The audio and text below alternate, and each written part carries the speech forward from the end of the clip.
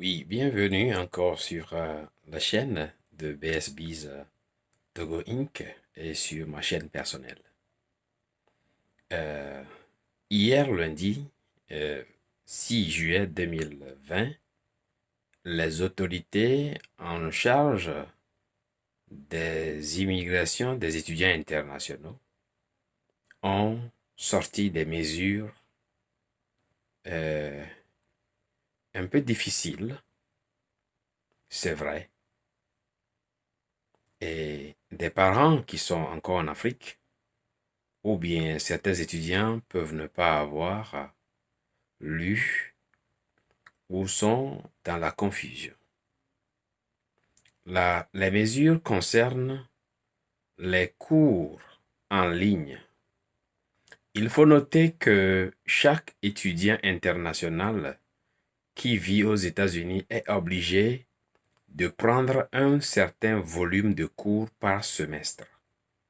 En raison de la crise sanitaire qui sévit et qui secoue le monde entier, la même institution de la branche de l'immigration, le CEVP, a autorisé que des cours soient pris en ligne pour le printemps et l'été. Spring and Summer. Maintenant que la réouverture des universités se fait annoncer, malgré l'état critique de la crise sanitaire liée à COVID-19, ces mesures viennent exacerber le stress des étudiants internationaux. La situation étant, ces mesures indiquent que les étudiants, notamment vivant aux États-Unis ou en cours de vouloir venir, dans la catégorie de visa F1 ou M1. F1, c'est purement pour les étudiants. M1, c'est pour ceux qui viendront pour une formation technique donnée. Ces deux catégories d'étudiants ne pourront plus prendre des cours en ligne. Si des universités avaient déjà validé le dossier d'admission des étudiants et dont cette validation concerne uniquement que des cours en ligne, les institutions américaines ont instruit leurs ambassades de ne pas délivrer des visas.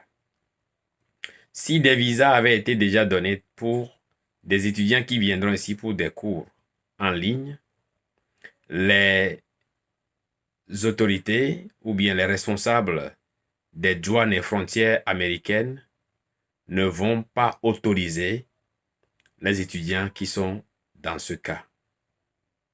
Pour ce qui concerne les étudiants F1 qui vont prendre des cours en ligne, ils peuvent prendre des crédits allant de 1 à 3 hour credit.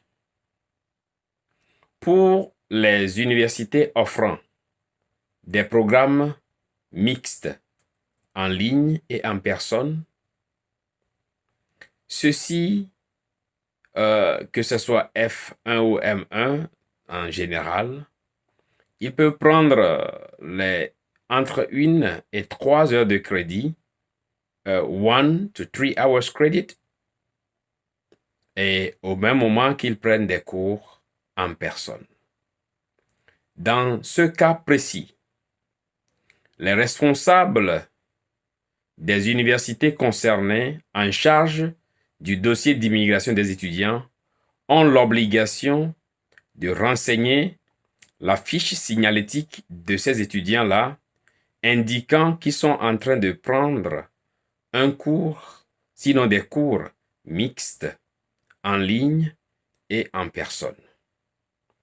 Cette dernière mesure concernant les cours mixtes ne concerne pas des étudiants avec le visa F1 qui sont venus aux États-Unis ou qui viendront aux États-Unis uniquement que pour le programme de perfectionnement linguistique, notamment en anglais.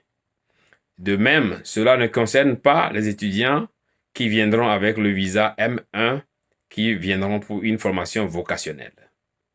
D'ailleurs, dans les deux cas, pour la langue et les étudiants des formations techniques, les cours en ligne ne sont pas autorisés et donc cette mesure ne s'applique pas.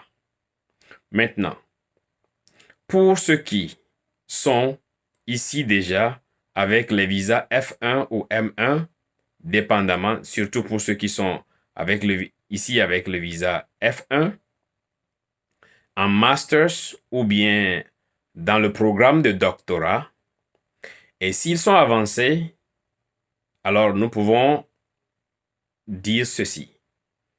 Ne paniquez pas, ne vous lamentez pas, ne vous stressez pas. Vos professeurs qui vous encadrent sont ou ont été aussi des étudiants, et dans le cas où vous avez fait vos cours théoriques et vous êtes en phase de rédaction ou de recherche, vos professeurs peuvent vous autoriser à prendre. Supposons que dans votre université, le plafond d'heures de crédit qu'il faut prendre, c'est 18 par semestre. Les professeurs peuvent vous autoriser à aligner 12 heures de crédit, ce qui donne alors suffisamment satisfaction par rapport aux règles. Et donc, votre statut légal de présence sur le sol américain ne souffrira pas. Ne prenez pas une mesure pour vous faire du mal. Chaque jour est une vie. Chaque chose qui arrive dans la vie d'un être humain et qui ne le tue pas, le rend plus fort, sinon plus sage, sinon ça lui permet d'apprendre quelque chose. À l'état, il est quand même difficile de vivre comme un étudiant international actuellement aux États-Unis, mais nous devons rester tous positifs en supportant les parents, les gens de nos pays d'origine et surtout les gens qui nous ont accueillis aux États-Unis. Quel que soit ce qui se passe, il n'en demeure pas moins que nul n'a la solution aux problèmes qui secouent le monde entier actuellement. Le problème qui reste sur le tapis, c'est la survie. Si on survit, le reste, on va le mettre dans les détails. Et donc,